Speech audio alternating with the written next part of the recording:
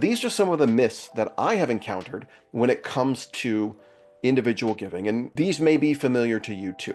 First off, if you want to find individual donors, you've got to look for rich people, right? We've all heard that. I've actually been directed to do that. I'll share that story later today. Nonprofits might say, well, we don't have any major donors. There's no one in our database who can give a major gift. We're going to talk about that, why that's also untrue. A nonprofit leader might say, well, we can't ask our volunteers for money. We can't do that. They're already giving us so much of their time.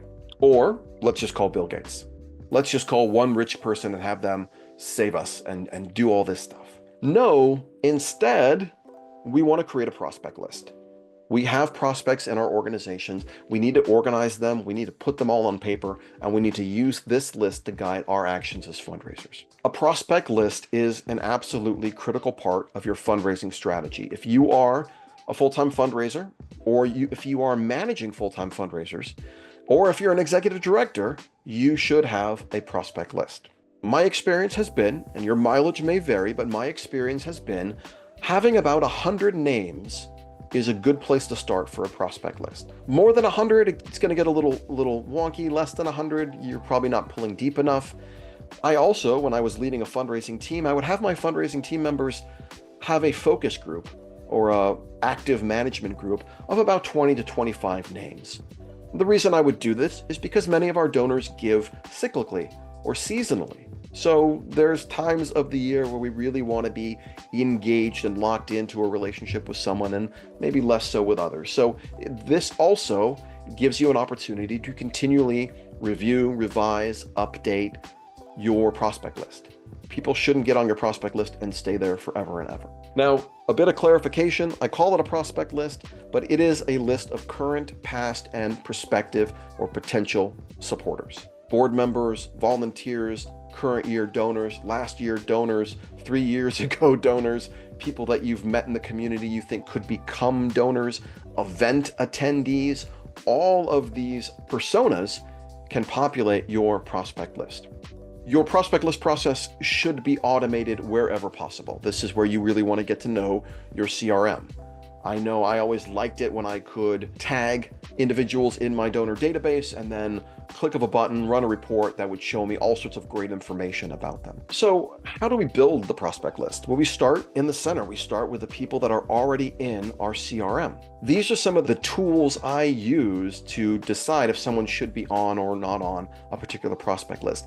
Probably the most common is looking at dollars given. But even in that category, there's a lot of different ways you can look at that. You can look at it and say, how much has an individual given in their lifetime? How much has an individual given in a single gift? How much has an individual given in a single fiscal year?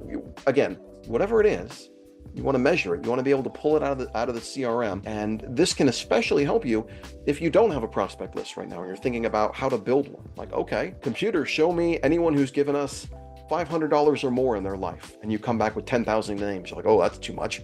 So show me anyone who's given me $10,000 in their life.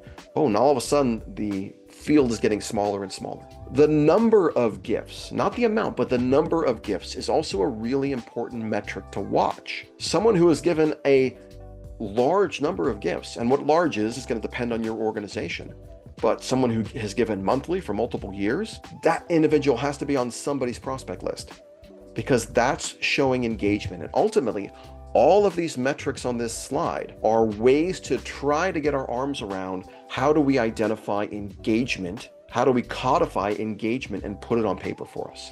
Event attendance, volunteer hours or volunteer status, they're on a committee, they're on a board. These are all things that are showing us this individual has raised their hand and is very interested in what we do. And if they are raising their hand and expressing this interest, we want to make sure they're on a prospect list. We want to make sure that we are actively cultivating that relationship. Now, I did talk to Matt at MonkeyPod to see, like, does MonkeyPod do this stuff? And he said, yes, they do this stuff. If your CRM is not letting you look up things like who's given the most number of gifts, who's given the most amount of dollars, who's been a donor for the longest amount of time.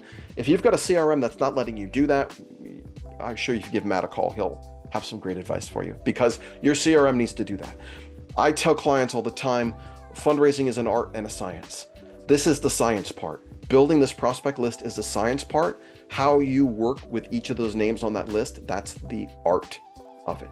So if your board wants to invest in individual giving, and if your board is maybe withholding or not super excited about investing in a CRM, you're really going to be hard to have one without the other.